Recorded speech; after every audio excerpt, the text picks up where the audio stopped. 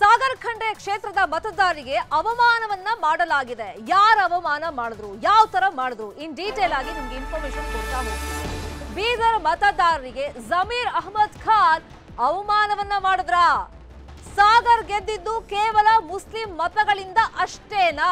ಅವ್ರ ಸ್ಟೇಟ್ಮೆಂಟ್ ನೋಡ್ತಾ ಇದ್ರೆ ಹಂಗೆ ಅನಿಸ್ತಾ ಇದೆ. ಇಲ್ಲಿ ಅವ್ರ ಸಮುದಾಯದ ಪರವಾಗಿ ಏನಾದ್ರೂ ಕೆಲಸ ಇದ್ರೆ ಅವ್ರು ಮಾಡಿಸ್ಕೋಬಹುದಾಗಿತ್ತು. ಆದ್ರೆ ಈ ರೀತಿ ಹೇಳಿಕೆಗಳನ್ನ ಕೊಡೋ ಮುಖಾಂತರ ಇತರೆ ಸಮುದಾಯಗಳಿಗೆ ಅವಮಾನವನ್ನ ಯಾಕೆ ಮಾಡಬೇಕು ಅನ್ನೋ ಚರ್ಚೆಗಳು ನಡೀತಾ ಇದೆ. ಹಾಗಾದ್ರೆ ಜಮೀರ್ ಏನ್ ಹೇಳಿದ್ದಾರೆ? ಸಾಗರ್ ಖಂಡ್ರೆ ಗೆದ್ದಿದ್ದು ಬೀದರ್ನಲ್ಲಿ ಮುಸ್ಲಿಂ ಮತಗಳಿಂದ ಅಷ್ಟೇ. ಬೀದರ್ನ ಕಾರ್ಯಕ್ರಮವೊಂದರಲ್ಲಿ ಜಮೀರ್ ಹೇಳಿಕೆಯನ್ನ ಕೊಟ್ಟಿದ್ದಾರೆ. ಈ ಹೇಳಿಕೆ ಮುಖಾಂತರ ಇತರೆ ಸಮುದಾಯದವರಿಗೆ ವೋಟ್ ಹಾಕಿ ಗೆಲ್ಸಿದ್ರಲ್ಲ ಅವರಿಗೆ ಜಮೀರ್ ಅವಮಾನ ಮಾಡಿದ್ರ? ಬೇರೆ ಸಮುದಾಯದ ಮತಗಳಿಗೆ ಬೆಲೆನೇ ಇಲ್ವಾ? ಹಾಗಾದ್ರೆ ಸಾಗರ್ ಖಂಡ್ರೆ ಗೆಲುವು ಮುಸ್ಲಿಂ ಮತದಾರರಿಗೆ ಅರ್ಪಣೆನ? ಹಾಗಾದ್ರೆ ವಿವಾದಕ್ಕೆ ಕಾರಣ ಆಗಿದೆ ಸಚಿವ ಜಮೀರ್ ಅಹಮದ್ ಖಾನ್ ಹೇಳಿಕೆ. ಯಾವ ಕಾರ್ಯಕ್ರಮ ಏನಾಯ್ತಲ್ಲಿ ಅಂದ್ರೆ, ನಿನ್ನೆ ಬೀದರ್ನಲ್ಲಿ ವಕ್ಫ್ ಅದಾಲತ್ನಲ್ಲಿ ಸಚಿವ ಜಮೀರ್ ಅಹಮದ್ ಖಾನ್ ಸ್ಮಶಾನ ಸಂಬಂಧ ಅಲ್ಲೊಬ್ರು ಪ್ರಶ್ನೆ ಕೇಳ್ತಾರೆ. ಸುಮಾರು ವರ್ಷ ಆಯ್ತು, ನಮಗೆ ಸ್ಮಶಾನನೇ ಇಲ್ಲ, ದಯವಿಟ್ಟು ಇದ್ರ ಬಗ್ಗೆ ಗಮನ ಹರಿಸಬೇಕು ಅಂತ ಹೇಳಿದಾಗ ಏನ್ ಹೇಳಿದ್ರು ಎಕ್ಸಾಕ್ಟ್ ಆಗಿ ಕೇಳ್ಕೊಂಬನ್ನಿ. कब्रिस्तान ऑलरेडी है सर, उसमें ओके कराते छोड़ो, ऑलरेडी कब्रिस्तान है ना वो? है सर, है। हाँ ठीक है, मैं ईश्वर खंड्रे को बात करूँ कैसा भी आज ईश्वर खंड्रे का बेटा सिर्फ और सिर्फ हमारे मुसलमानों वोटों की वजह से जीता। सो हमारा काम झकमारा करना चाहिए, मैं करा दूँ जाओ। कब्रिस्तान ऑलरेडी है सर, उसमें ओके कराते छोड़ो, ऑलरेडी कब्रिस्तान है ना वो? है सर, है। हाँ ठीक है, मैं ईश्वर खंड्रे को बात करूँ कैसा भी आज ईश्वर खंड्रे का बेटा सिर्फ और सिर्फ हमारे मुसलमानों वोटों की वजह से जीता। सो हमारा काम झकमारा करना चाहिए, मैं करा दूँ जाओ। ನೋಡಿ ಯಾವ ತರ ಮಾತಾಡ್ತಾರೆ ಜಮೀರ್ ಅಹಮದ್ ಖಾನ್ ಅಂದ್ರೆ, ನಾನು ಮಾತಾಡ್ತೀನಿ ಬಿಡಿ ಈಶ್ವರ್ ಖಂಡ್ರೆ ಹತ್ರ, ಹೆಂಗಿದ್ರು ಅವ್ರ ಮಗ ಸಿರ್ಫ್ ಅಂದ್ರೆ ಮುಸ್ಲಿಂ ಮತಗಳಿಂದ ಮಾತ್ರ, ಆ ಮಾತ್ರ ಅನ್ನೋದನ್ನ ಸ್ಟ್ರೆಸ್ ಮಾಡಿ ಹೇಳಿದ್ದಾರೆ ಜಮೀರ್ ಅಹಮದ್. ಅಲ್ಲಿಗೆ ಸಾಗರ್ ಖಂಡ್ರೆಗೆ ಇತರೆ ಸಮುದಾಯದವರು ಮತ ಹಾಕಿ ಗೆಲ್ಲಿಸಿದ್ರಲ್ಲ, ಅವಮಾನ ಮಾಡ್ದಂಗಾಯ್ತಾ? ಇವ್ರು ಹೇಳ್ಬೋದಾಗಿತ್ತು ನಮ್ದೇ ಸರ್ಕಾರ ಇದೆ, ನಾನು ಮಾತಾಡ್ತೀನಿ ಬಿಡಿ ಪರವಾಗಿಲ್ಲ ಅಂತ, ಅಷ್ಟು ಹೇಳಿದ್ರೆ ಸಾಕಾಗ್ತಿತ್ತು. ಅದನ್ನ ಬಿಟ್ಟು ನಮ್ಮ ಸಮುದಾಯದಿಂದಲೇ ಅವ್ರು ಗೆದ್ದಿದ್ದು ಅಂತ ಹೇಳಿದ್ದಾರೆ. ಜಮೀರ್ ಮಾತನ್ನ ಮತ್ತೊಮ್ಮೆ ಕೇಳಿಸ್ಕೊಂಬರೋಣ. कब्रिस्तान है ना वो? है सर, है। हाँ ठीक है, मैं ईश्वर खंड्रे को बात करूँ कैसा भी आज ईश्वर खंड्रे का बेटा सिर्फ और सिर्फ हमारे मुसलमानों वोटों की वजह से जीता। सो हमारा काम झकमारा करना चाहिए, मैं करा दूँ जाओ। ऑलरेडी कब्रिस्तान है ना वो? है सर, है। हाँ ठीक है, मैं ईश्वर खंड्रे को बात करूँ कैसा भी आज ईश्वर खंड्रे का बेटा सिर्फ और सिर्फ हमारे मुसलमानों वोटों की वजह से जीता। सो हमारा काम झकमारा करना चाहिए, मैं करा दूँ जाओ। ऑलरेडी कब्रिस्तान है ना? ಇದೇ ವಿಚಾರವಾಗಿ ಇನ್ನಷ್ಟು ಡೀಟೇಲ್ ಆಗಿ ಇನ್ಫಾರ್ಮೇಶನ್ ಕೊಡೋದಕ್ಕೆ ಫೋನ್ ಸಂಪರ್ಕದಲ್ಲಿ ಜಾಯಿನ್ ಆಗಿದ್ದಾರೆ ನಮ್ಮ ರಿಪೋರ್ಟರ್ ದುರ್ಗಪ್ಪ ಹೊಸಮನಿ. ದುರ್ಗಪ್ಪ, ಈಗ ನಮ್ದೇ ಸರ್ಕಾರ ಇದೆ, ನಾವು ಹೇಳಿದ್ರೆ ಕೆಲಸ ಮಾಡ್ಕೊಡ್ತಾರೆ, ನಾನು ಮಾತಾಡ್ತೀನಿ ಅಂತ ಅಷ್ಟೇ ಹೇಳಿದ್ರೆ ಸಾಕಾಗ್ತಿತ್ತು. ಜಮೀರ್ ಮಾತಿಗೆ ಒಂದು ತೂಕ ಇರ್ತಿತ್ತು, ಅವ್ರ ಸಮುದಾಯದಲ್ಲೂ ಒಂದು ಬೆಲೆ ಬರ್ತಿತ್ತು. ಆದ್ರೆ ಸಮುದಾಯದವರನ್ನ ಮೆಚ್ಚೋ ನಿಟ್ಟಿನಲ್ಲಿ ಸಿರ್ಫ್ ನಮ್ಮ ಮತಗಳಿಂದ ಮಾತ್ರ ಗೆದ್ದಿರೋದು ಅಂತ ಸ್ಟೇಟ್ಮೆಂಟ್ ಕೊಟ್ಟಿದಾರಲ್ಲ, ಬೀದರ್ ಕ್ಷೇತ್ರದ ಮತದಾರರು ಇದಕ್ಕೆ ಏನ್ ಹೇಳ್ತಾರೆ? ಯಾವ ತರ ಕಾಂಟ್ರವರ್ಸಿ ಆಗಿದೆ ಜಮೀರ್ ಅವ್ರ ಈ ಸ್ಟೇಟ್ಮೆಂಟ್? ಶರ್ಮಿತಾ, ಈಗಾಗಲೇ ಏನು ಸಚಿವ ಜಮೀರ್ ಅಹಮದ್ ಅವರು ಇದೇ ಮೊದಲಲ್ಲ, ಈ ರೀತಿಯಾಗಿ ಈ ಹಿಂದೆ ಕೂಡ ಕಳೆದ ವಿಧಾನಸಭಾ ಚುನಾವಣೆಯ ಗೆಲುವಿನ ಬಳಿಕ ಕೂಡ ಈ ಒಂದು ಹೈದರಾಬಾದ್ ನಲ್ಲಿ ಒಂದು ಕಾರ್ಯಕ್ರಮದಲ್ಲಿ ಇಂತಹ ಒಂದು ಹೇಳಿಕೆಯನ್ನ ನೀಡಿ ಒಂದು ವಿವಾದಾತ್ಮಕ ಹೇಳಿಕೆಯನ್ನ ನೀಡಿದ್ರು. ಇದು ಪಕ್ಷಕ್ಕೂ ಇರುಸು ಮುರುಸು ಆಗಿದ್ದು ಕೂಡ ನಾವು ನೋಡಿದ್ದೀವಿ. ಅದೇ ರೀತಿಯಾಗಿ ನಿನ್ನೆ ಅಷ್ಟೇ ಏನು ನೂತನ ಸಂಸದರಾಗಿ ಏನು ಸಚಿವ ಈಶ್ವರ್ ಖಂಡ್ರೆ ಅವರ ಪುತ್ರ ಆಗಿರ್ತಕ್ಕಂಥ ಸಾಗರ್ ಖಂಡ್ರೆ ಅವರು ಸಂಸತ್ನಲ್ಲಿ ಸಂಸದರಾಗಿ ಪ್ರಮಾಣ ವಚನ ಸ್ವೀಕರಿಸಿದ ಬೆನ್ನಲ್ಲೇ ಏನು ವಕ್ಫ್ ಸಚಿವರಾಗಿರ್ತಕ್ಕಂಥ ಜಮೀರ್ ಅಹಮದ್ ಅವರು ಏನು ಸಾಗರ್ ಖಂಡ್ರೆ ಅವರು ಏನಿದ್ದಾರೆ ಕಳೆದ ಲೋಕಸಭಾ ಚುನಾವಣೆಯಲ್ಲಿ ಮುಸ್ಲಿಂ ಮತಗಳಿಂದಲೇ ಗೆದ್ದಿರ್ತಕ್ಕಂಥದ್ದು ಅನ್ನೋ ಒಂದು ಹೇಳಿಕೆಯನ್ನ ಬಹಿರಂಗವಾಗಿ ಹೇಳಿರ್ತಕ್ಕಂಥದ್ದು. ಈ ಒಂದು ಸಚಿವರ ಹೇಳಿಕೆ ಈಗ ಸದ್ಯಕ್ಕೆ ಬೀದರ್ ಜಿಲ್ಲೆಯಾದ್ಯಂತ ಒಂದು ಸಂಚಲನ ಸೃಷ್ಟಿಯಾಗಿದೆ, ಮತ್ತೆ ಚರ್ಚೆಗೂ ಕೂಡ ಗ್ರಾಸವಾಗಿರ್ತಕ್ಕಂಥದ್ದು. ಈಗಾಗಲೇ ಏನು ಸಚಿವ ಜಮೀರ್ ಅಹಮದ್ ಅವರು ನಿನ್ನೆ ನಡೆದಿರ್ತಕ್ಕಂಥ ಏನು ಹೈದರಾಬಾದ್ ರಸ್ತೆಯಲ್ಲಿರ್ತಕ್ಕಂಥ ಪಟೇಲ್ ಪ್ಯಾಲೇಸ್ ಭವನದಲ್ಲಿ ವಕ್ಫ್ ಅದಾಲತ್ ನಡೆಯುತ್ತೆ.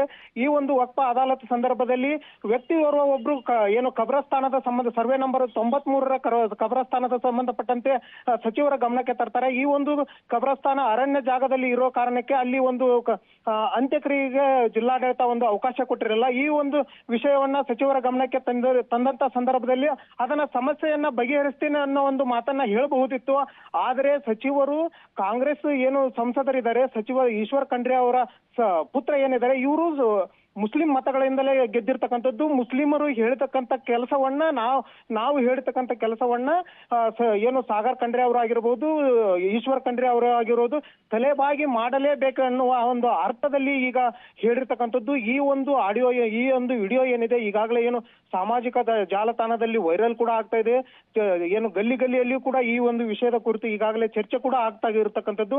ಆದ್ರೆ ಏನು ಸಚಿವ ಜಮೀರ್ ಅಹಮದ್ ಅವರು ಇವತ್ತು ಕೂಡ ಈ ಬೀದರ್ ಜಿಲ್ಲೆಯಲ್ಲಿ ಪ್ರವಾಸವನ್ನ ಕೈಗೊಂಡಿದ್ದಾರೆ. ಈ ಒಂದು ಕುರಿತು ಈಗಾಗಲೇ ಏನು ಅವರು ಕೂಡ ಈ ಬಗ್ಗೆ ಮಾತನಾಡೋದಕ್ಕೆ ಬಿಜೆಪಿಯ ಬೀದರ್ ಅಭ್ಯರ್ಥಿ ಆಗಿದಂತ ಪರಾಜಿತ ಅಭ್ಯರ್ಥಿ ಆಗಿರುವಂತಹ ಭಗವಂತ್ ಖೂಬಾ ಅವರು ನಮ್ಮ ಜೊತೆ ದೂರವಾಣಿ ಸಂಪರ್ಕದಲ್ಲಿ ಜಾಯಿನ್ ಆಗಿದ್ದಾರೆ. ಭಗವಂತ್ ಖೂಬಾ ಅವರೇ, ಜಮೀರ್ ಅವರ ಮಾತು ವಿವಾದಕ್ಕೆ ಕಾರಣ ಆಗಿದೆ. ಬೀದರ್ನಲ್ಲಿ ಸಾಗರ್ ಖಂಡ್ರೆ ಗೆದ್ದಿದ್ದೆ ಮುಸ್ಲಿಂ ಮತಗಳಿಂದ ಮಾತ್ರ, ಹಾಗಾಗಿ ನಾವು ಹೇಳಿದ ಕೆಲಸವನ್ನ ತಲೆಬಾಗಿ ಅವ್ರು ಮಾಡಬೇಕು ಅಂತ ಆರ್ಡರ್ ತರ ಮಾಡಿದ್ದಾರೆ ಜಮೀರ್. ನೋಡಿ, ಇಡೀ ದೇಶದಲ್ಲಿ ಮುಸ್ಲಿಂ ಲೀಡರ್ಸ್ ಎಷ್ಟು ಜನ ಇದ್ದಾರೆ ಇವತ್ತು. ಆ ಕಾಂಗ್ರೆಸ್ಸಿಗೆ ಮತ್ತು ಭಾರತೀಯ ಜನತಾ ಪಕ್ಷದ ವಿರೋಧ ಮಾಡಿ ಏನ್ ಬೆಂಬಲ ಕೊಡ್ತಾ ಇದ್ದಾರೆ. ಎಲ್ಲರ ಮನಸ್ಥಿತಿ ನಾವೇ ಕಾಂಗ್ರೆಸ್ ಅನ್ನ ಗೆಲ್ಲಿಸಿದ್ದೀವಿ ಅನ್ನುವಂಥದ್ದನ್ನ ಹಮ್ಮನಲ್ಲಿ ಇದ್ದಾರೆ. ಹೀಗಾಗಿ ನಿನ್ನೆ ಬೀದರ್ನಲ್ಲಿ ನಡೆದಂತ ಅದು ಕಾರ್ಯಕ್ರಮದಲ್ಲಿ ಅದ ಮನಸ್ಸಿನಲ್ಲಿರುವಂತದ್ದು ಅವರ ಮಾನಸಿಕತೆಯನ್ನ ಹೊರಗೆ ಹಾಕಿದ್ದಾರೆ. ಇದಕ್ಕೆ ಸ್ವತಃ ಅದು ಜಮೀರ್ ಅವರು ಸ್ಪಷ್ಟೀಕರಣ ಕೊಡಬೇಕು. ಅದಕ್ಕೆ ನಾವೆಲ್ಲರೂ ಖಂಡಿಸ್ತೀವಿ. ಮತ್ತು ಒಬ್ಬ ಸಂವಿಧಾನದ ಮೇಲೆ ಪದಗ್ರಹಣವನ್ನ ಮಾಡಿ ಮಂತ್ರಿಯಾಗಿ ಇಂತಹ ಒಂದು ಜಾತಿಯಿಂದನೇ ಒಬ್ಬ ಒಂದೇ ಒಂದ್ ಸೆಕೆಂಡ್ ಭಗವಂತ್ ಖೂಬಾ ಅವರೇ ನಮ್ ಜೊತೆ ಈಗ ಫೋನ್ ಸಂಪರ್ಕದಲ್ಲಿ ಜಾಯಿನ್ ಆಗಿದ್ದಾರೆ ಈಶ್ವರ್ ಖಂಡ್ರೆ ಅವರು. ಈಶ್ವರ್ ಖಂಡ್ರೆ ಅವರೇ, ಈಗ ನಿಮ್ ಮಗನ ಬಗ್ಗೆ ಮಾತಾಡ್ತಾ ಜಮೀರ್ ಅವ್ರು ಹೇಳ್ತಾರೆ ನಿಮ್ದೇ ಕ್ಷೇತ್ರದಲ್ಲಿ ಅಂದ್ರೆ ಬೀದರ್ದಲ್ಲೇ ಮಾತಾಡುವಂತ ಟೈಮ್ ನಲ್ಲಿ ಈಗ ಮುಸ್ಲಿಂ ಮತಗಳಿಂದ ಮಾತ್ರ ಸಾಗರ್ ಗೆದ್ದಿರೋದು. ನಾನು ನೋಡಿದ್ದೇನದು, ಅದು ಅವರ ವೈಯಕ್ತಿಕ ಅಭಿಪ್ರಾಯ, ನಮ್ಮ ಪಕ್ಷದ ಅಭಿಪ್ರಾಯ ಆಗ್ಲಿ ನಮ್ಮ ಅಭಿಪ್ರಾಯ ಆಗ್ಲಿ ಅಲ್ಲ. ಮಾತಾಡಿರೋದು ನಿಮ್ಮ ಸಾಗರ್ ಹೇಳಿ ಪೂರ್ತಿ. ಅದಕ್ಕೆ ಸಾಗರ್ ಖಂಡ್ರೆಗೆ ಕಾಂಗ್ರೆಸ್ ಪಕ್ಷಕ್ಕೆ ಎಲ್ಲಾ ಜಾತಿ, ಎಲ್ಲಾ ಭಾಷೆ, ಎಲ್ಲಾ ಧರ್ಮೀಯ ಜನರು, ವಿಶೇಷವಾಗಿ ಬಡವರು, ಈಗ ರೈತರು, ಕಾರ್ಮಿಕರು, ಎಲ್ಲಾ ಶೋಷಿತರು ಎಲ್ಲರೂ ಮತ ಹಾಕಿದ್ದಾರೆ. ಒಬ್ಬರ ಮತದ ಮೇಲೆ ರಾಜಕೀಯ ನಡೆಯೋದಿಲ್ಲ. ಇವತ್ತು ಅರ್ಥ ಮಾಡ್ಕೊಳ್ಬೇಕಾಗ್ತದೆ. ಎಲ್ಲರ ಮತ ತೆಗೆದುಕೊಂಡು ಸಾಗರ್ ಖಂಡ್ರೆ ಗೆದ್ದಿದ್ದಾರೆ. ಎಲ್ಲರ ಅಭಿವೃದ್ಧಿಗಾಗಿ, ಬೀದರ್ ಜಿಲ್ಲೆ ರಾಜ್ಯದ ಅಭಿವೃದ್ಧಿಗಾಗಿ ಶ್ರಮ ಮಾಡ್ತಾರೆ ಹೇಳ್ತಾ ಇದ್ದೆ. ಆಯ್ತಾ? ಇದು ನಮ್ಮ ಪಕ್ಷದ ಅಭಿಪ್ರಾಯ, ನಮ್ಮ ಅಭಿಪ್ರಾಯ. ಓಕೆ, ನೀವ್ ಹೇಳ್ದಂಗೆ ಇದು ಅವರ ವೈಯಕ್ತಿಕ ಅಭಿಪ್ರಾಯ ಆಗಿದ್ರು ಕೂಡ ನಿಮ್ ಮಗನ್ ಬಗ್ಗೆ ಮಾತಾಡ್ತಾರೆ, ನಿಮ್ ಹತ್ರ ಮಾತಾಡ್ತೀನಿ ಅಂತ ಹೇಳ್ತಾರೆ. ನಾವು ಹೇಳಿದ ಕೆಲಸವನ್ನ ಅವರು ತಲೆಬಾಗಿ ಮಾಡ್ಬೇಕು ಅನ್ನೋ ಆರ್ಡರ್ ರೀತಿ ಹೇಳ್ತಾರಲ್ಲ. ಪ್ರಶ್ನೆ ಇಲ್ಲ.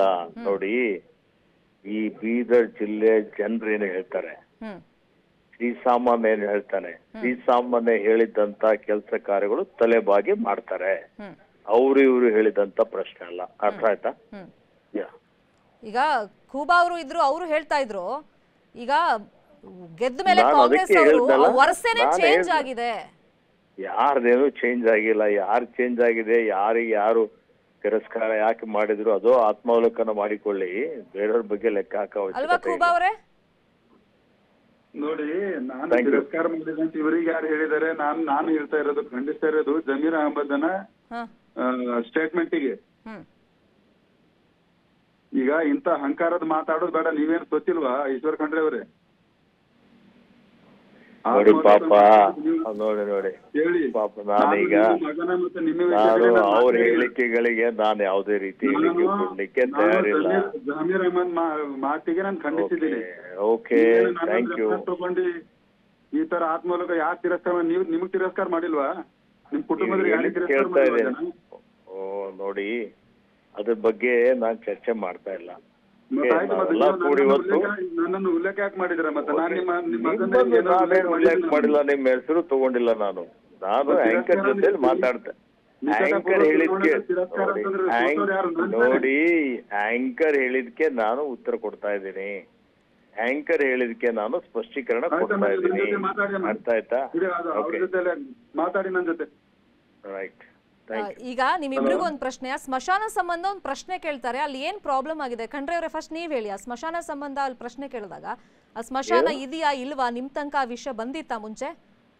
ನೋಡಿ ಯಾವ ವಿಷಯ ಇವತ್ತು ಒಂದು ಪಬ್ಲಿಕ್ ಅಲ್ಲಿ ನಾನೀಗ ಉದಾಹರಣೆಗೆ ಜನಸಂಪರ್ಕ ಸಭೆ ಮಾಡ್ತೇನೆ, ಹೌದು, ನೂರಾರು ವಿಷಯಗಳು ಬರ್ತವೆ. ಅವೆಲ್ಲ ಒಂದೇ ಸಲ ಯಾವ್ದಿದೆ ಕಾನೂನುಬದ್ಧವಾಗಿ ಏನಿದೆ ಎಲ್ಲರಿಗೆ ಕೊಡುವಂತದ್ದು ಇವತ್ತು ಏನಿದೆ ಅದನ್ನು ಪರಿಶೀಲನೆ ಮಾಡಿ ಎಲ್ರಿಗೆ ಅನುಕೂಲ ಆಗಂತ ರೀತಿಯಲ್ಲಿ ಸರ್ಕಾರ ತೀರ್ಮಾನ ತಗೊಳ್ತದೆ. Okay, thank you. ಅಲ್ಲ, ಈಗ ಜಮೀರ್ ಅವ್ರ ಸ್ಟೇಟ್ಮೆಂಟ್ ಕೊಟ್ಮೇಲೆ ನೀವು ಮಾತಾಡಿದ್ರೆ ಅವ್ರ ಹತ್ರ ಅಂದ್ರೆ ನಾವು ಹೇಳಿದ ನೋಡಿ, ಕೆಲಸ ನಾನ್ ಡೆಲ್ಲಿಯಲ್ಲಿ ಇದ್ದೀನಿ ಅದಕ್ ಬಿಟ್ಟೇನ್ ಬೇರೆ ಕೆಲಸ ಇಲ್ವಾ? ಡೆಲ್ಲಿಯಲ್ಲಿ ಇದ್ದೀನಿ ಗೊತ್ತಾ? ಹೌದ್ರಿ. ನೋಡಿ, ಬೀದರ್ನಲ್ಲಿ ಇವತ್ತು ವಿಮಾನಯಾನ ರದ್ದಾಗಿದೆ, ಸೇವೆ ಅದು ಪುನಃ ಪ್ರಾರಂಭ ಮಾಡೋದ್ರ ಬಗ್ಗೆ ಚರ್ಚೆ ಮಾಡ್ತಾ ಇದ್ದೀನಿ. ರೈಲ್ವೆ ಬಗ್ಗೆ, ಓವರ್ ಬ್ರಿಡ್ಜ್ ಬಗ್ಗೆ ಚರ್ಚೆ ಮಾಡ್ತಾ ಇದ್ದೇನೆ. ಡೆವಲಪ್ಮೆಂಟ್ ಬಗ್ಗೆ ಚರ್ಚೆ ಮಾಡ್ತಾ ಇದ್ದೇನೆ. ನೀರಾವರಿ ಯೋಜನೆಗಳ ಬಗ್ಗೆ ಚರ್ಚೆ ಮಾಡ್ತಾ ಇದ್ದೀವಿ. ನಮ್ಮ ಫಾರೆಸ್ಟ್ ಇಲಾಖೆದು ಇವತ್ತು ಹೋಗಿ ನಾನು ಭೂಪೇಂದ್ರ ಯಾದವ್ ಅವರಿಗೆ ಭೇಟಿ ಮಾಡಿದ್ದೇನೆ. ಇವತ್ತು ನಮ್ಮ ಅರಣ್ಯ ಇಲಾಖೆ ಅಭಿವೃದ್ಧಿ ಬಗ್ಗೆ ಚರ್ಚೆ ಮಾಡ್ತಾ ಇದ್ದೀನಿ. ಅಭಿವೃದ್ಧಿ ಬಗ್ಗೆ ಡಿಸ್ಕಷನ್ ಮಾಡ್ತಾ ಇದ್ದೀವಿ. ಸೊ ಮತ್ತೆ ಇದು ಅರ್ಥ ಮಾಡ್ಕೊಳ್ಬೇಕಲ್ಲ. ಅಭಿವೃದ್ಧಿ ವಿಷಯ ಆಫ್ ಕೋರ್ಸ್ ಬೇಕೇ ಬೇಕು, ಅದಕ್ಕೆ ನಿಮ್ಮನ್ನ ಚುನಾಯಿತ ಅದೇ ಮಾಡ್ತಾ ಇದ್ದೀವಿ. ಮತ್ತೆ ಬಟ್ ಇಂತ ಕಾಂಟ್ರವರ್ಸಿಗಳಾದಾಗ ಆಫ್ ಕೋರ್ಸ್ ರಿಯಾಕ್ಟ್ ಮಾಡ್ಲೇಬೇಕಲ್ಲ. ಈಗಾಗಲೇ ನಾನು ಸ್ಪಷ್ಟೀಕರಣ ಕೊಟ್ಟಿದ್ದೇನೆ. ಹೌದು ಹೌದು. ಖೂಬಾ ಅವರೇ, ಈಗ ನೀವು ಈ ಹಿಂದೆ ಸಂಸದರಾಗಿದ್ದಾಗ, ಥ್ಯಾಂಕ್ ಯು ಈಶ್ವರ್ ಖಂಡ್ರೆ ಅವರೇ ನ್ಯೂಸ್ 18ಗೆ ರಿಯಾಕ್ಷನ್ ಕೊಟ್ಟಿದ್ದಕ್ಕೆ. ಭಗವಂತ ಖೂಬಾ ಅವರೇ, ನೀವು ಸಂಸದರಾಗಿದ್ದಾಗ ಈ ವಿವಾದಿತ ಸ್ಮಶಾನದ ಜಾಗ ಬಗ್ಗೆ ಉಲ್ಲೇಖ ಮಾಡ್ತಿದಾರಲ್ಲ, ಅದ್ರ ಬಗ್ಗೆ ನಿಮ್ಮ ಹತ್ರ ಬಂದಿದ್ರಾ ಇವರು ಮುಸ್ಲಿಂ ಸಮುದಾಯ? ಇರ್ಲಿಲ್ಲ. ಈಗ ಸ್ಮಶಾನ ಇದೆಯಾ ಅಥವಾ ಮಾಡಿಸ್ಕೊಡಿ ಅಂತ ಕೇಳ್ತಿರೋದ, ಏನ್ ಕತೆ ಇದು? ಇಲ್ಲ, ಅದು ನನಗೆ ಆ ವಿಷಯನೇ ನನಗೆ ಗೊತ್ತಿಲ್ಲ. ಓಕೆ, ಈಗ ಇತರೆ ಸಮುದಾಯದವರಿಗೆ ಜಮೀರ್ ಹಾಗಾದ್ರೆ ಅವಮಾನ ಮಾಡಿದ್ರ ಅಂತ ಚರ್ಚೆಗಳಾಗ್ತಿದ್ಯಲ್ಲ, ಬಿಜೆಪಿ ಅವರ ಹೋರಾಟನ ಅಥವಾ ನಿಮ್ ಸ್ಟ್ಯಾಂಡ್ ಏನೀಗ ಮುಂದೆ? ಇದನ್ನ ಯಾವ ತರ ಇಶ್ಯೂನ ನೀವು ತಗೊಂಡು ಹೋಗ್ತೀರಾ? ಖಂಡಿತವಾಗಿಯೂ ಅವರ ಹೇಳಿಕೆಗೆ ನಾವೆಲ್ಲರೂ ಖಂಡಿಸ್ತೀವಿ. ಪಕ್ಷದ ಗಮನಕ್ಕೆ ತರ್ತೀವಿ. ಪಕ್ಷ ಅದ್ರ ಮೇಲೆ ಯಾವ ರೀತಿ ಕ್ರಮ ಅಂದ್ರೆ ಯಾವ ರೀತಿ ಕಾರ್ಯರೂಪವನ್ನ ಮಾಡ್ತದೆ ಅದ್ರ ಪ್ರಕಾರ ಹೋಗ್ತೀವಿ. ಫೈನ್, ನೋಡೋಣ ಇದು ಎಲ್ಲಿ ತನಕ ಹೋಗಿ ಮುಟ್ಟುತ್ತೆ ಅಂತ. Thank you so much Bhagwanth Khuba ಅವರೇ ನ್ಯೂಸ್ 18ಗೆ ರಿಯಾಕ್ಷನ್ ಕೊಟ್ಟಿದ್ದಕ್ಕೆ. ಪ್ರಜ್ವಲ್ ಪೆನ್ ಡ್ರೈವ್ ಕೇಸಲ್ಲಿ ಮಾಜಿ ಶಾಸಕನಿಗೆ ಶಾಕ್ ಎದುರಾಗಿದೆ. ಎಫ್ಐಆರ್ ದಾಖಲಾಗಿದೆ. ಈಗ ಟೆನ್ಷನ್ ಶುರುವಾಗಿದೆ. ಬಂಧನ ಆಗುತ್ತಾ ಅಥವಾ ಕರೆಸಿ ವಿಚಾರಣೆ ಮಾಡಿ ವಾಪಸ್ ಕಳಿಸ್ತಾರಾ ಅನ್ನೋದು ಈಗಿರುವಂತ ಕುತೂಹಲ. ಚುನಾವಣೆ ಸಂದರ್ಭದಲ್ಲಿ ನಾವು ನೋಡಿದ್ವಿ, ಪೆನ್ ಡ್ರೈವ್ ಹಂಚಿಕೆ ವಿಷಯವಾಗಿ ಬಿಜೆಪಿಯ ಮಾಜಿ ಶಾಸಕನ ಮೇಲೆ ಗಂಭೀರವಾದಂತ ಆರೋಪ ಕೇಳಿಬಂದಿತ್ತು. ಅವರ ಆಪ್ತರು ಕೂಡ ಇದರಲ್ಲಿ ಇನ್ವಾಲ್ವ್ ಆಗಿದ್ದಾರಂತ. ಪ್ರಜ್ವಲ್ ಕೇಸಲ್ಲಿ ಮಾಜಿ ಶಾಸಕನಿಗೆ ಶಾಕ್ ಎದುರಾಗಿದೆ. ಎಫ್ಐಆರ್ ಆಗಿದೆ. ಈಗ ವಿಚಾರಣೆ ಆಗುತ್ತಾ ಅಥವಾ ಬಂಧನ ಆಗುತ್ತಾ ಅಂತ ಹೇಳಿ ಟೆನ್ಷನ್ ಅಲ್ಲಿ ಇದ್ದಾರಂತೆ ಆ ಮಾಜಿ ಶಾಸಕ. ಮಾಜಿ ಶಾಸಕ ಮತ್ಯಾರು ಅಲ್ಲ, ಬಿಜೆಪಿಯ ಪ್ರೀತಂ ಗೌಡ ವಿರುದ್ಧ ಈಗ ಎಫ್ಐಆರ್ ಆಗಿದೆ. ಅಶ್ಲೀಲ ವಿಡಿಯೋ ಹಂಚಿಕೆ ಆರೋಪದಲ್ಲಿ ಎಫ್ಐಆರ್ ಮಾಡಲಾಗಿದೆ. ಈ ಹಿಂದೆ ಅವರ ಆಪ್ತರ ಮೇಲೆ ಎಫ್ಐಆರ್ ಆಗಿತ್ತು. ಪ್ರತಿಕ್ರಿಯೆಗೆ ಬಿಜೆಪಿ ಪ್ರಧಾನ ಕಾರ್ಯದರ್ಶಿ ಪ್ರೀತಂ ಗೌಡ ನಿರಾಕರಿಸಿದ್ದಾರೆ. ಈಗ ಪೊಲೀಸರು ಅವರನ್ನ ಬರೀ ವಿಚಾರಣೆಗೆ ಅಂತೇಳಿ ಕರೆಸಿ ಒಂದಿಷ್ಟು ಪ್ರಶ್ನೆಗಳನ್ನ ಕೇಳಿ ಬಿಟ್ಟು ಕಳಿಸ್ತಾರಾ ಅಥವಾ ಈ ಕೇಸಲ್ಲಿ ಮಾಜಿ ಶಾಸಕ ಬಿಜೆಪಿ ಪ್ರಧಾನ ಕಾರ್ಯದರ್ಶಿ ಪ್ರೀತಂ ಗೌಡ ಬಂಧನ ಆಗುತ್ತಾ? ರಾಜಕೀಯ ದುರುದ್ದೇಶದಿಂದ, ದ್ವೇಷದಿಂದ ಷಡ್ಯಂತ್ರ ಮಾಡಿ ಈ ರೀತಿ ಹಗರಣದಲ್ಲಿ ಸಿಲುಕಿಸಿದ್ದಾರೆ ಅಂತ ಆರೋಪಗಳು ಏನು ಕೇಳ ಬರ್ತಾ ಇತ್ತು, ಅದಕ್ಕೆ ಪುಷ್ಟಿ ಕೊಡೋ ರೀತಿಯಲ್ಲಿ ಇದೆ. ಯಾಕಂದ್ರೆ ಪ್ರೀತಂ ಗೌಡ ಆಪ್ತರು ಪೆನ್ ಡ್ರೈವ್ ಅನ್ನ ಹಾಸನದಲ್ಲಿ ಅಲ್ಲಲ್ಲಿ ಹಂಚಿದ್ರು ಎಲೆಕ್ಷನ್ ಟೈಮ್ನಲ್ಲಿ ಅನ್ನೋ ಆರೋಪ ಕೇಳಬಂದಿತ್ತು. ಈಗ ಪ್ರತಿಕ್ರಿಯೆ ಕೇಳಿದ್ರೆ ಪ್ರೀತಂ ಗೌಡರು ನಿರಾಕರಿಸ್ತಾ ಇದ್ದಾರೆ. ಆದ್ರೆ ಅವ್ರ ಮೇಲೆ ಎಫ್ಐಆರ್ ಆಗಿದೆ. ಪೆನ್ ಡ್ರೈವ್ ಹಂಚಿಕೆ ಪ್ರಕರಣದಲ್ಲಿ, ವಿಡಿಯೋನ ಶೇರ್ ಮಾಡಿರುವಂತ ಪ್ರಕರಣದಲ್ಲಿ ಇಲ್ಲಿ ಇವ್ರ ಕೈವಾಡ ಎಷ್ಟರ ಮಟ್ಟಿಗೆ ಇದೆ ಅನ್ನೋದನ್ನ ವಿಚಾರಣೆ ಸಂದರ್ಭದಲ್ಲಿ ಅಧಿಕಾರಿಗಳೇ ಬಾಯಿ ಬಿಡಿಸ್ಬೇಕಾಗತ್ತೆ. ಈಗ ವಿಚಾರಣೆಗೆ ಮಾತ್ರ ಕರೆಸ್ತಾರಾ ಅಥವಾ ಬಂಧಿಸಿ ವಿಚಾರಣೆಯನ್ನ ಮಾಡ್ತಾರಾ ಕಸ್ಟಡಿಗೆ ಪಡೆದು? ಈಗಿರುವಂತ ಕುತೂಹಲ. ಮತ್ತೆ 4 ದಿನ ಪ್ರಜ್ವಲನ ಎಸ್ಐಟಿ ಕಸ್ಟಡಿಗೆ ಪಡ್ಕೊಂಡಿದೆ ವಿಚಾರಣೆಯನ್ನ ಮಾಡುವಂತ ನಿಮಿತ್ತ. ಸೊ ಈಗ ಈ ಪೆನ್ ಡ್ರೈವ್ ಹಂಚಿಕೆ ಪ್ರಕರಣದಲ್ಲಿ ಪ್ರಜ್ವಲನ್ನು ವಿಚಾರಣೆಗೊಳಪಡಿಸಲಾಗುತ್ತೆ. ಇನ್ನೊಂದ್ ಕಡೆ ಪ್ರೀತಂ ಗೌಡರಿಗೂ ಕೂಡ ಶಾಕ್ ಎದುರಾಗಿದೆ. ಗ್ಯಾರಂಟಿ ಸರ್ಕಾರದಿಂದ ಜನರಿಗೆ ಶಾಕ್ ಮೇಲೆ ಶಾಕ್ ಅನ್ನ ನೀಡಲಾಗ್ತಾ ಇದೆ. ಹಾಲ್ ಅಷ್ಟೇ ಅಲ್ಲ, ಆಲ್ಕೋಹಾಲ್ ಕೂಡ ದುಬಾರಿ ಆಗುತ್ತೆ. ಶೀಘ್ರವೇ ಮದ್ಯಪ್ರಿಯರಿಗೆ ಬಿಗ್ ಶಾಕ್ ಒಂದು ಸರ್ಕಾರದ ಕಡೆಯಿಂದ ಕಾದಿದೆ.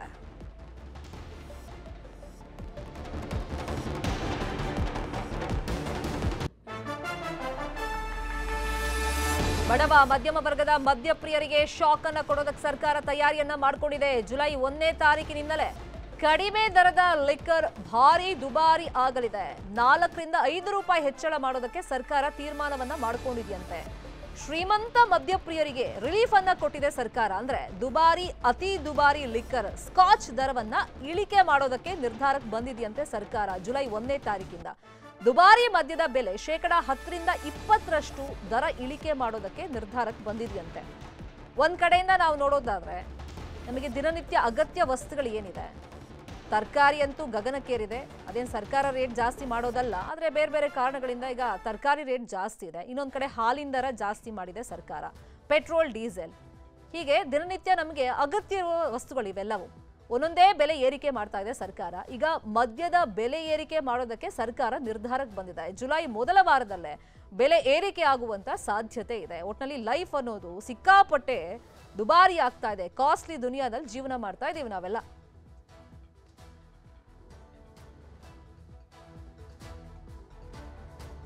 ಲಿಕ್ಕರಿಂದ ಅಫ್ಕೋರ್ಸ್ ಸರ್ಕಾರಕ್ಕೆ ಆದಾಯ ಬರುತ್ತೆ, ಅತಿ ಹೆಚ್ಚಾಗಿ ಆದಾಯ ಬರುತ್ತೆ, ಇಲ್ಲ ಅಂತಲ್ಲ. ಇಲ್ಲೊಂದು ಟ್ವಿಸ್ಟ್ ಇದೆ. ದೇಸಿ ಲಿಕ್ಕರ್ ದುಬಾರಿ ಆಗ್ತಿದೆ, ವಿದೇಶಿ ಲಿಕ್ಕರ್ ಚೀಪ್ ಆಗುತ್ತೆ. ಇದೇ ವಿಚಾರವಾಗಿ ಇನ್ನಷ್ಟು ಡೀಟೇಲ್ ಆಗಿ ಇನ್ಫಾರ್ಮೇಶನ್ ಕೊಡೋದಕ್ಕೆ ನೇರ ಸಂಪರ್ಕದಲ್ಲಿ ಕನೆಕ್ಟೆಡ್ ಇದ್ದಾರೆ ನಮ್ಮ ರಿಪೋರ್ಟರ್ ಶರಣು ಹಂಪಿ. ಆಗಷ್ಟೇ ನಾವು ಹೇಳ್ತಾ ಇದ್ವಿ, ಹಾಲಿಂದ ದರ ಏರಿಕೆ ಮಾಡೋದ್ರಿಂದ ಜನ ಕೂಡ ಸಿಕ್ಕಾಪಟ್ಟೆ ಬೈತಿದ್ರು ಸರ್ಕಾರಕ್ಕೆ. ಇವರು 2 ರೂಪಾಯಿ ಎಲ್ಲ ಜಾಸ್ತಿ ಮಾಡಿಬಿಟ್ರೆ ನಮಗೆ ಕಾಸ್ಟ್ಲಿ ಆಗುತ್ತೆ ಅಂತೇಳಿ. ಈಗ ಯಾವ ವಸ್ತು ನೀವು ಕೊಳ್ಳೋದಕ್ಕೆ ಹೋದ್ರೂ ರೇಟ್ ಜಾಸ್ತಿನೇ ಆಗ್ತಾ ಇದೆ. ಸೊ ಈ ಕಡೆ ನೋಡಿದ್ರೆ ಮದ್ಯಪ್ರಿಯರಿಗೆ ಶಾಕ್ ಆಗಿದೆ. ಅದರಲ್ಲೂ ಬಡವರು ಮತ್ತೆ ಮಧ್ಯಮದ ವರ್ಗದವರು ಯೂಸ್ ಮಾಡ್ತಾರಲ್ಲ, ಆ ಲಿಕ್ಕರ್ ಬೆಲೆ ಜಾಸ್ತಿ ಆಗ್ತಿದೆ. ಜನ ಅಫ್ಕೋರ್ಸ್ ಈ ವಿಷಯ ಅಂತ ಬಂದಾಗ ತುಂಬಾ ಸೀರಿಯಸ್ ಆಗ್ತಾರೆ. ಸೊ ಎಷ್ಟು ರೂಪಾಯಿ ಜಾಸ್ತಿ ಆಗ್ಬೋದು, ಯಾವ್ಯಾವ ಬ್ರ್ಯಾಂಡ್ ಮೇಲೆ ಜಾಸ್ತಿ ಆಗ್ಬೋದು? ಶರ್ಮಿತಾ, ಭಾಳ ಸ್ಪಷ್ಟವಾಗಿ, ಯಾಕಂದರೆ ಹಾಲಿನ ದರ ಹೆಚ್ಚಳ ಆಯಿತು, ತರಕಾರಿ ದರಗಳಂತೂ ಈಗ ನೋಡಿದ್ರೆ ಮಾರ್ಕೆಟಲ್ಲಿ ಕೊಳ್ಳಿಕ್ಕೂ ಕೂಡ ಆಗ್ತಾ ಇಲ್ಲ. ಸೊ ಹಾಲಿನ ದರದ ನಂತರ ಈಗ ಮತ್ತೊಂದು ಸರದಿ ಅಂದರೆ ಲಿಕ್ಕರ್ಗಳ ಸರದಿ. ಇದರಲ್ಲಿ ಒಂದು ಗುಡ್ ನ್ಯೂಸ್ ಇದೆ, ಒಂದು ಬ್ಯಾಡ್ ನ್ಯೂಸ್ ಕೂಡ ಇದೆ. ಗುಡ್ ನ್ಯೂಸ್ ಏನಂದರೆ, ಯಾರು ಬ್ರ್ಯಾಂಡೆಡ್ ವಿಸ್ಕಿ, ಬಿಯರ್ ಈ ರೀತಿಯಾಗಿ ದೊಡ್ಡ ದೊಡ್ಡ ಕಂಪನಿಗಳ ಏನಿದ್ದಾವೆ ಅಂದರೆ ಬೇರೆ ರಾಜ್ಯಗಳಲ್ಲಿ, ಬೇರೆ ದೇಶಗಳಲ್ಲಿ ಪ್ರೊಡಕ್ಷನ್ ಏನಾಗ್ತದೆ, ಅವುಗಳ ದರ 10% ರಿಂದ 20% ಕಡಿಮೆ ಆಗುತ್ತೆ. ಆದರೆ ಅತಿ ಹೆಚ್ಚು ಬಳಕೆ ಮಾಡುವಂಥ ಜನಸಾಮಾನ್ಯರು, ಬಡವರು, ಮಧ್ಯಮ ವರ್ಗದವರು ಬಳಕೆ ಮಾಡುವಂತಹ ಏನು ಲಿಕ್ಕರ್ ಏನಿದೆ ಅದರ ದರ ಹೆಚ್ಚಳ ಆಗುತ್ತೆ. ಇದನ್ನು ದರ ಹೆಚ್ಚಳ ಮಾಡುತ್ತಂತೇಳಿ ಅಬಕಾರಿ ಇಲಾಖೆ ಎಲ್ಲೂ ಕೂಡ ಸ್ಪಷ್ಟವಾಗಿ ಮಾಹಿತಿಯನ್ನು ನೀಡಿಲ್ಲ. ಆದರೆ ಇಲ್ಲಿ ಆಗಿರುವಂಥ ಪರಿಣಾಮ ಏನಿದೆ, ನಿಯಮವನ್ನು ಬದಲಾವಣೆ ಮಾಡಿಕೊಂಡಿದ್ದಾರೆ. ಮೊದಲು 18 ಸ್ಲಾಬ್ಗಳನ್ನು ಮಾಡ್ಕೊಂಡಿತ್ತು. ಅಂದರೆ ಲಿಕ್ಕರ್ಗಳನ್ನು ಎಷ್ಟಿದ್ದಾವೆ ನಮ್ಮ ದೇಶದಲ್ಲಿ, ಆ ಲಿಕ್ಕರ್ಗಳನ್ನು ಪ್ರಯಾರಿಟಿ ಆಧಾರದ ಮೇಲೆ ಡ್ಯೂಟಿ ಚಾರ್ಜಸ್ ಅಂದರೆ ನಿಮಗೆ ತೆರಿಗೆ ಚಾರ್ಜಸ್ ಹಿನ್ನೆಲೆಯಲ್ಲಿ 18 ವರ್ಗೀಕರಣ ಮಾಡಿಕೊಂಡಿದ್ರು ಪಟ್ಟಿಗಳನ್ನು. ಅದರಲ್ಲಿ ಈಗ ಅದನ್ನು ಕಡಿತಗೊಳಿಸಿ 16 ಸ್ಲ್ಯಾಬ್ಗಳನ್ನು ಮಾಡ್ಕೊಂಡಿದ್ದಾರೆ. ಸೊ ಈ 16 ಸ್ಲ್ಯಾಬ್ಗಳಲ್ಲಿ ಯಾವ ಡ್ಯೂಟಿ ಟ್ಯಾಕ್ಸಿಗೆ ಆ ವಿಂಗಡಣೆಗೆ ಒಳಪಡುತ್ತೆ ಅನ್ನೋದರ ಆಧಾರದ ಮೇಲೆ ದರ ಹೆಚ್ಚಳ ಆಗುತ್ತೆ. ಇದರ ಹಿನ್ನೆಲೆಯಲ್ಲಿ ಈಗ ಅನಾಲಿಸಿಸ್ ಮಾಡಿ ಹೇಳ್ತಾ ಇರೋದು ಬಾರ್ ಅಸೋಸಿಯೇಷನ್ನ ಅಧ್ಯಕ್ಷರು, ಕಾರ್ಯದರ್ಶಿಗಳು ಪ್ರತಿಯೊಬ್ಬರು ಕೂಡ ಸ್ಪಷ್ಟವಾದಂಥ ಮಾಹಿತಿಯನ್ನು ಕೊಟ್ಟಿದ್ದಾರೆ ನ್ಯೂಸ್ 18ಗೆ. ಚೀಪ್ ಲಿಕ್ಕರ್ ಏನಿದ್ದಾವೆ ಅಂದರೆ ಜನಸಾಮಾನ್ಯರು ಬಳಸುವಂಥ ಲಿಕ್ಕರ್ ಏನಿದೆ, ಊಟಿ, ನಿಮಗೆ ಪ್ರತಿಯೊಂದು ಇವೇನಿದ್ದಾವೆ ಇವೆಲ್ಲವುಗಳ ದರ 4 ರಿಂದ 5 ರೂಪಾಯಿ ಹೆಚ್ಚಳ ಆಗುತ್ತೆ ಅಂತ ಹೇಳಿ ಈಗಾಗಲೇ ಮಾಹಿತಿಯನ್ನು ಕೊಟ್ಟಿದ್ದಾರೆ. ಜುಲೈ 1ನೇ ತಾರೀಕಿಂದನೇ ಈ ದರ ನಿಗದಿ ಆಗುತ್ತೆ. ಇದು ದರ ಹೆಚ್ಚಳ ಆಗೋದಾದರೆ, ದರ ಕಡಿಮೆ ಆಗೋದು ಯಾವುದು ಕಡಿಮೆ ಆಗುತ್ತೆ, ಯಾಕೆ ಕಾರಣಕ್ಕಾಗುತ್ತೆ ಅನ್ನೋದಾದರೆ, ನಿಮಗೆ ಇಲ್ಲಿ ಬೇರೆ ಸುತ್ತಮುತ್ತಲು ನಮ್ಮ ಕರ್ನಾಟಕದ ಸುತ್ತಮುತ್ತಲಿರುವಂಥ ರಾಜ್ಯಗಳಲ್ಲಿ, ಬೇರೆ ರಾಜ್ಯಗಳಲ್ಲಿ ಆ ಕಂಪನಿಯ ಬ್ರ್ಯಾಂಡ್ ಏನಿದೆ, ಲಿಕ್ಕರ್ ಎಷ್ಟು ದರಕ್ಕೆ ಮಾರಾಟ ಮಾಡ್ತಾ ಇದ್ರಿ ಅದರ ಅಫಿಡವಿಟನ್ನು ಕೊಡಬೇಕಾಗತ್ತೆ. ಅಬಕಾರಿ ಇಲಾಖೆಯ ಈ ನಿಯಮದ ಕಾರಣಕ್ಕಾಗಿ ಏನು ಚೀಪ್ ಲಿಕ್ಕರ್ಗಳ ದರ ಏನಿದೆ, ಒಂದು ಸ್ಲ್ಯಾಬ್ಗಳು 18 ರಿಂದ 16 ಸ್ಲ್ಯಾಬ್ ಮಾಡಿರೋದ್ರಿಂದ ದರ ಹೆಚ್ಚಳ ಆಗ್ತಾ ಇದೆ ಚೀಪ್ ಲಿಕ್ಕರ್ಗಳಿಗೆ. ಸುತ್ತಮುತ್ತಲೂ ರಾಜ್ಯಗಳಲ್ಲಿ ನಿಮಗೆ ದರ ಎಷ್ಟು ನಿಗದಿಯನ್ನು ಮಾಡಿದ್ದಾರೆ ಅದೇ ದರವನ್ನು ಕೊಡಬೇಕಾಗತ್ತೆ, ಅದಕ್ಕಿಂತ ಕಡಿಮೆ ದರವನ್ನು ಕೊಡಬೇಕಾಗತ್ತೆ. ಈ ಹಿನ್ನೆಲೆಯಲ್ಲಿ ನಿಮಗೆ ಸ್ಟ್ಯಾಂಡರ್ಡ್ ಇರುವಂಥ ಲಿಕ್ಕರ್ಗಳ ದರ ಏನಿದೆ ಅದು ಒಂದಷ್ಟು ಕಡಿಮೆ ಆಗುತ್ತೆ, ಅದು 10% ರಿಂದ 20% ಆಗುತ್ತೆ. ಸೊ ಈ ಹಿನ್ನೆಲೆಯಲ್ಲಿ ದುಬಾರಿ ದುನಿಯಾದಲ್ಲಿ ನಿಮಗೆ ಪ್ರತಿಯೊಂದು ಕೂಡ ಎಲ್ಲವೂ ಕೂಡ ಹೆಚ್ಚಳ ಆಗ್ತಾ ಹೋಗ್ತಾಯಿದೆ. ಪೆಟ್ರೋಲ್, ಡೀಸೆಲ್ ಹೆಚ್ಚಳ ಆಯಿತು, ತರಕಾರಿ ದರ ಹೆಚ್ಚಳ ಆಯಿತು, ದಿನಸಿಗಳ ದರಗಳನ್ನು ಕೂಡ ಹೆಚ್ಚಾಗ್ತಾ ಇದ್ದಾವೆ.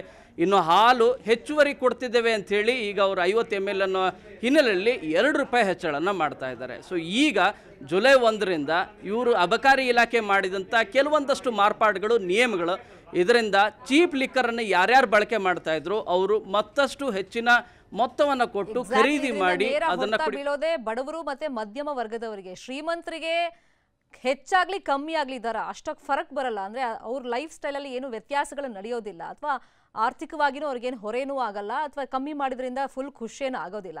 ಬಟ್ ಬಡವರು ಮಧ್ಯಮ ವರ್ಗದವರಿಗೆ ಈಗ ಹೊಡೆತ ಕೊಡ್ತಿರೋದ್ರಿಂದ ಜನ ಈ ಮದ್ಯದ ವಿಷಯದಲ್ಲಿ ಇದಾರಲ್ಲ, ಲಿಕ್ಕರ್ ವಿಷಯದಲ್ಲಿ ತುಂಬಾ ಕಾನ್ಶಿಯಸ್ ಆಗಿರ್ತಾರೆ. ಈಗ ಬೆಲೆ ಏರಿಕೆ ಆಗುತ್ತೆ ಅಂತ ಗೊತ್ತಾದ್ಮೇಲೆ ಅವ್ರ ರಿಯಾಕ್ಷನ್ ಬಗ್ಗೆ ಏನಾದರೂ ಗೊತ್ತಾಯ್ತಾ ಶರಣು? ಖಂಡಿತವಾಗಿ ಕೂಡ ನಿಜವಾಗ್ಲೂ ಕೂಡ ಆಕ್ರೋಶವನ್ನು ವ್ಯಕ್ತಪಡಿಸಿದ್ರೆ. ಯಾಕಂದರೆ ಮೊದಲೇ ಬೈಕ್ ತೊಗೊಂಡು ಹೋಗ್ಬೇಕಾದ್ರೆ ನಿಮಗೆ 3 ರಿಂದ 4 ರೂಪಾಯಿವರೆಗೂ ಕೂಡ ಈಗ ದರ ಹೆಚ್ಚಳ ಆಗಿರೋದು. ಇದರ ಜೊತೆಗೆ ಈಗ ಹೋಗಿ ನಾವು ಲಿಕ್ಕರನ್ನು ಖರೀದಿ ಮಾಡಬೇಕಾದ್ರೆ ಜುಲೈ 1ನೇ ತಾರೀಕಿಂದ ಮತ್ತೆ ಹೆಚ್ಚಳ ಆಗ್ತದಂತ ಅನ್ನೋದಾದರೆ ಈ ಗ್ಯಾರಂಟಿ ಸ್ಕೀಮ್ಗಳು ಕೂಡ ಆ್ಯಡ್ ಆಗ್ತಾ ಇದ್ದಾವೆ. ಇವು ನಿಜವಾಗ್ಲೂ ಕೂಡ ನಮಗೆ ಬೇಕಾ ಅಂಥೇಳಿ ಇವನ್ನ ಒಂದು ಕಡೆಯಿಂದ ಕೊಟ್ಟು ಇನ್ನೊಂದು ಕಡೆಯಿಂದ ಈ ರೀತಿಯಾಗಿ ಕಸುವಂಥ ಕೆಲಸನ ಮಾಡ್ತಾ ಇದ್ದಾರೆ. ದಿನನಿತ್ಯ ಜೀವನ ಮಾಡಲಿಕ್ಕೂ ಕೂಡ ಕಷ್ಟ ಆಗ್ತದೆ. ಇಷ್ಟೆಲ್ಲ ಕಷ್ಟಗಳಿದಾವೆ ಅಂಥೇಳಿ ನೆಮ್ಮದಿಯಾಗಿ ರಾತ್ರಿ ಒಂದು ಸಣ್ಣ ಚೀಪ್ ಲಿಕ್ಕರ್ನ ತೆಗೆದುಕೊಂಡು ಅವರು ಸೇವನೆ ಮಾಡಲಿಕ್ಕೆ ಹೋದರೆ ಅಲ್ಲೂ ಕೂಡ ದರ ಹೆಚ್ಚಳ ಅಂತ ಅನ್ನೋದಾದರೆ ಅವ್ರಿಗೆ ಮನಃಶಾಂತಿ ಇಲ್ದಂಗೆ ಆಗುತ್ತೆ. ಸೊ ಈ ನಿಟ್ಟಿನಲ್ಲಿ ಮದ್ಯಪ್ರಿಯರಿದ್ದಾರೆ, ಅದರ ಸಂಘದವರು ಕೂಡ ಈಗಾಗಲೇ ವಿರೋಧವನ್ನು ವ್ಯಕ್ತಪಡಿಸ್ತಾ ಇದ್ದಾರೆ. Fine, thank you Sharan Hampi ತಮ್ಮೆಲ್ಲ ಇನ್ಫಾರ್ಮೇಷನ್ಗೆ. ಪೆಟ್ರೋಲ್, ಡೀಸೆಲ್, ತರಕಾರಿ, ಈಗ ಹಾಲು ಎಲ್ಲದರ ಬೆಲೆ ಹೆಚ್ಚಳ ಆಗ್ತಾ ಇದೆ. ದುಬಾರಿ ದುನಿಯಾದಲ್ಲಿ ಜೀವನ ಮಾಡೋದು ಹೆಂಗೆ ಅಂತ ಜನ ಕೇಳ್ತಾ ಇದ್ದಾರೆ. ಒಟ್ಟಲ್ಲಿ ಬೆಲೆ ಏರಿಕೆಯಿಂದ ಗ್ರಾಹಕರು ತಲ್ಲಣಿಸಿದ್ದಾರೆ. ಸ್ಟಾಂಪ್ ಡ್ಯೂಟಿ ಕೂಡ ಏರಿಕೆ ಆಗಿದೆ. ಶೀಘ್ರದಲ್ಲೇ ಸಾರಿಗೆ ಪ್ರಯಾಣ ದರ ಕೂಡ ಏರಿಕೆ ಮಾಡಲಾಗುತ್ತೆ ಪ್ರಸ್ತಾವನೆ ಸಲ್ಲಿಕೆ ಆಗ್ತಾ ಇದೆ. ಒಂದೊಂದೇ ಬೆಲೆ ಏರಿಕೆಗೆ ಜನ ಕಂಗಾಲಾಗಿ ಹೋಗಿದ್ದಾರೆ. ತೈಲ ಬೆಲೆ ಏರಿಕೆ ಬೆನ್ನಲ್ಲೇ ಮತ್ತೊಂದು ಶಾಕ್ ಅಂದ್ರೆ ಅದು ಹಾಲಿನ ದರ ಏರಿಕೆಯನ್ನ ರಾಜ್ಯ ಸರ್ಕಾರ ಮಾಡಿರೋದು. ಅರ್ಧ ಲೀಟರ್ ಹಾಲಿನ ಪ್ಯಾಕೆಟ್ಗೆ 2 ರೂಪಾಯಿ ಏರಿಕೆ ಆಗಿದೆ.